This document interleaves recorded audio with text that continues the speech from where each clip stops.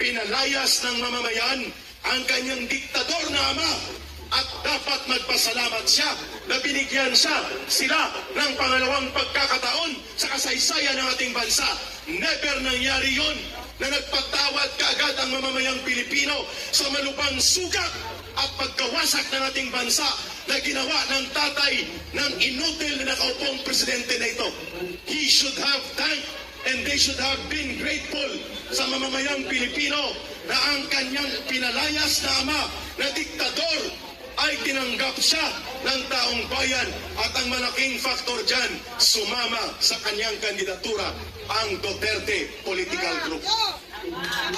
Kung wala ang pagtulong ni Inday Sara Duterte sa kanya, kung saan umaabot din ang impluensya ng Pangulong Rodrigo Duterte, ay malamang sa malamang hindi po siguradong mananalo si Marcos Jr.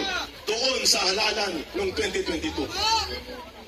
Pero hindi rin tayo sigurado na ang most likely na mananalo sakalit hindi tumakbo noon bilang Vice Presidente kay Marcos Jr. si Sara Duterte, ang siguradong most likely na kukuha sa pagkapangulo ay si Leni Robredo.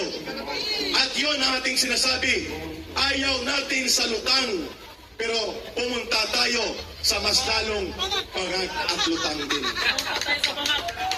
Ayaw natin ng lutang na ginagamit ng mga bulok na dilawan na politiko at ginagamit na robot noon si Leni Robredo ng mga komunistang terorista at pati ng mga bulok na politiko.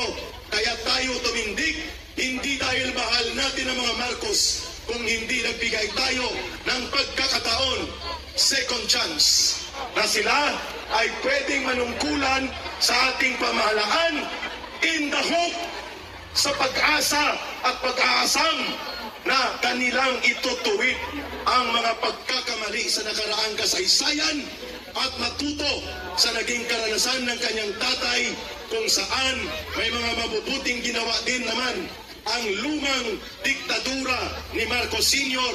Bagamat madugo at marahas ang maraming bahagi ng pamumuno ng diktador na si Marcos Sr. Pangalawa, bakit tayo nandito sa EDSA? Hindi po dahil tayo ay nagmamahal lamang kay Pangulong Duterte o kay Sara Duterte.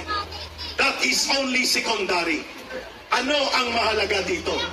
Bagamat nagmamahal tayo at rumirespeto sa uri ng pamumuno ng mga Duterte, ang pinakamahalaga kung bakit tayo nananawagan ng pagkakaisa ng mamamayang Pilipino sa EDSA sa pangatlong pagkakataon ng pagbubuo ng kasaysayan ay dahil mahal natin ang ating bansa at mahal natin ang ating mga anak na hindi pwedeng manatili na nabubulok ang gobyerno at walang gagawin ang mamamayang Pilipino sa gitna ng pang-aabuso at paglapastangan ng mga swapang at galit ng mga politiko kagaya ng pinsan ni Marcos na si Martin Romualdez at ang kanyang mga alipores ng mga buaya at buetre sa loob ng Kongreso. Tama!